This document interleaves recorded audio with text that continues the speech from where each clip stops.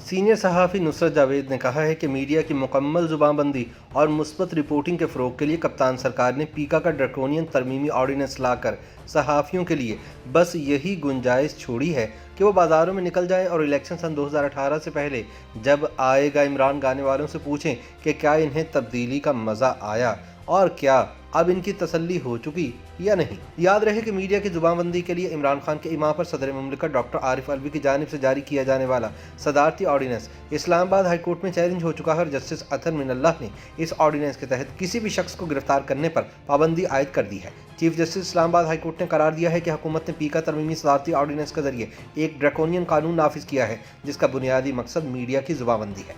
लिहाजा आईनी और कानूनी माहिरीन के ख्याल में अदालत की जानिब से इस ऑर्डिनेंस को मनसूख किए जाने का कवी इम्कान मौजूद है। पीका के तरमीमी सदारती ऑर्डिनेंस के हवाले से अपने ताज़ा सियासी तजज़िये में नुसरत जावेद कहते हैं कि मुझे कवी उम्मीद है कि सोशल मीडिया पर फेक न्यूज़ के जरिए शुरफा की पगड़ियाँ उछालने की सहूलत से महरूम हो जाने के बाद सहाफ़ी अपने मोबाइल फ़ोनों पर वक्त ज़ाया करने की बजाय बाज़ारों में जाकर खुद अपनी आंखों से मुशाहिदा करेंगे कि हमारे यहाँ रोज़मर्रा ज़रूरत की अशिया दुनिया के दीगर ममालिक के मुकाबले में कितने सस्ते तरीन दामों पर वाफिर मिक़दार में मुयस्सर है। नुसरत जावेद कहते हैं कि इस्लामी जमहूरिया पाकिस्तान के सदर मुमलिकत जनाब डॉक्टर आरिफ अलवी का इस तनाजुर में मैं तहे दिल से मशकूर हूँ। 20 फरवरी बरोज़ इतवार तातील का लुत्फ़ उठाने के बजाय इनके फ़र्ज शनास ज़मीर ने इन्हें एक नहीं बल्कि 2 अवाम दोस्त कवानीन को अपने पारसा हाथों से दस्तखत के जरिए लागू कर दिया। मेरे लिए अहम तरीन कानून वो है जो वतन अजीज़ की नेक नाम अशराफिया को बदनाम करने वाली फेक न्यूज़ का रास्ता रोकेगा। सोशल मीडिया के जरिए शुरफा पर गंद उछालने वाले अब बिला वारंट गिरफ्तार कर लिए जाएंगे।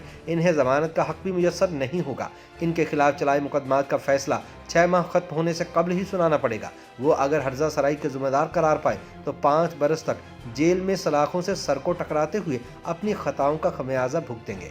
इस कानून के इजरा का दिफा करते हुए सदर मुमलिकत डॉक्टर आरिफ अलवी ने गज़ब के आलम में बहुत हो गया का पैगाम भी दिया है। इनका दावा है कि पाकिस्तान का बिकाऊ और गैर जिम्मेदार मीडिया फेक न्यूज़ के जरिए अवाम में मायूसी फैला रहा है। नुसरत जावेद कहते हैं कि नया कानून आ जाने के बाद पाकिस्तानी सहाफ़ियों को मनफी की बजाय मुस्बत रिपोर्टिंग करनी चाहिए। मिसाल के तौर पर यह कि गुज़रे बरस हमारे यहाँ पोलियो का एक मरीज़ भी दरियाफ्त नहीं हुआ। पोलियो जैसे मूजी मर्ज का खात्मा खुशगवार तरीन खबर थी, मगर इस खबर को हमारे मीडिया ने कमाहक़्क़ुहू अहमियत नहीं दी। इसी तरह एक और मुस्बत खबर वज़ीर ख़ज़ाना शौकत तरीन ने ब्रेक की थी। एक आलमी इदारे की तहकीक का हवाला देते हुए उन्होंने सीना फुलाकर यह बयान दिया है कि पाकिस्तान दुनिया के 138 ममालिक के मुकाबले में सस्ता तरीन मुल्क ठहराया गया है। याद रहे कि शौकत तरीन हुकूमती मनसब संभालने से पहले एक बैंकर की हैसियत से जाने जाते थे। रवा माली साल का बजट पेश करते हुए आज से तकरीबन 9 माह कबल उन्होंने इंतहाई एतमाद से ऐलान किया था कि IMF की मजीद शराइत बुराकार नहीं लाई जाएंगी। बिजली की कीमत में मजीद इजाफा हुआ तो मुल्क की मईशत की बहाली का अमल रुक जाएगा, मगर बजट लागू होने के 4 माह बाद ही अफवाहें फैलना शुरू हो गई कि IMF डू मोर का तकाजा कर रहा है। इसके तकाज़ों पर अमल दरामद के लिए मिनी बजट लाना पड़ेगा। शौकत तरीन ने इंतहाई रऊनत से इन अफवाहों को फेक न्यूज़ ठहराया, लेकिन रवां बरस का आगाज होते ही कौमी असम्बली में मिनी बजट मंजूरी के लिए पेश कर दिया गया।